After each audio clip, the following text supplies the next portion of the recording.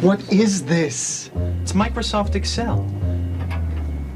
Now hold still, I'm about to perform a miracle. You're crazy, there's no time. Now Wilson just wants this year, right? First we'll put in the names of the tours.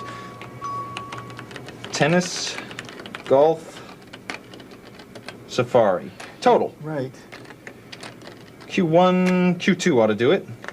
She wants to see a 10% growth. Yeah. I'll work up the first 2 quarters. You only have 2 quarters here. Aren't you going to finish it? No, but Microsoft Excel is. Watch this. It's called autofill. It's going to finish the table for me. I just drag this little cross as far as I want the data extended. Check it out.